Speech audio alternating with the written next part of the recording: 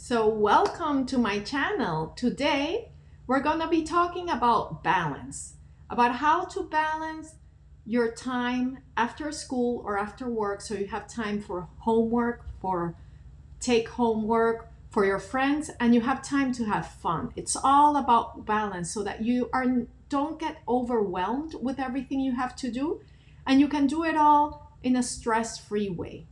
Now, let's start by saying that not everything is created equal. There are things that you have to prioritize. Maybe there's an exam tomorrow, or maybe there's an important appointment for work tomorrow. Make sure you get those things out of the way first, either preparing for the appointment or preparing for the exam. Once that's done, then you move on to the rest of the things you have to do, and then you start by doing those that you enjoy the most. That way you won't drain all your energy for those things that you maybe don't enjoy so much. Then I want to talk a little bit about time blocking. There's been a lot of conversation about time blocking, and some people understand what it is, but some people have the idea that time blocking means that every day I'm going to do exactly this at this time.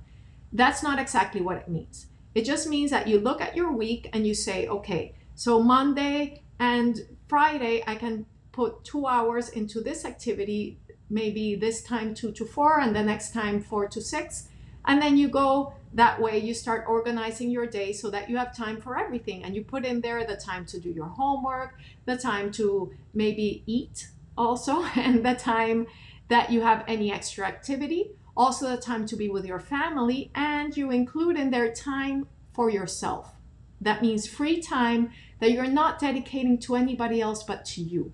Whether it's time that you're going to be journaling or doing something that you find fulfilling, that's the time that you need to have at least 30 minutes each day that are just dedicated to that. That's very important for our overall well-being. Now there's another tip from my inflow coaching methodology, and it has to do with being really present with whatever you're doing. So whether it is that you are doing your homework, then you're present with your homework, you're present with the words you're writing. When you're with your friends, you're present with your friends, with what they're saying to you, with the activity that you're doing together.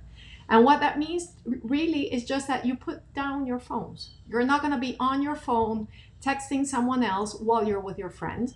The same thing if you're a parent or if you're with your parents, you're not going to be on your phone while they're talking to you. When you're talking to someone, you focus on them. And when nobody's talking to you, if you have nothing else to do, if you've done all your to-do list, then maybe you can put some time to spend on your phone. Now, balance in general is key. And one of the keys to balance is to not overcommit. So there's some of us that have the tendency to say yes to everything. So we already have a full calendar, and on top of that, somebody calls us, oh, do you want to do this? Do you want to hang out? And you say, oh, yes, of course I want to hang out. Maybe you do want to hang out, but look at your calendar. Are you able to hang out? Or is it better for you to say, you know what, this week I'm not going to hang out. Let's move it to next week. Or maybe it's not about hanging out. Maybe it's somebody asking you to do a favor for them. And some of us feel if you don't say yes, there's going to be a problem. It's better if you say no. If you're honest and you say, look, I won't have time to help you this week. Maybe next week I will. And that way you just move things over, right? And you're not overcommitting, and you can really be present with the person when you're doing the favor for them or when you're doing whatever it is that they asked you to do.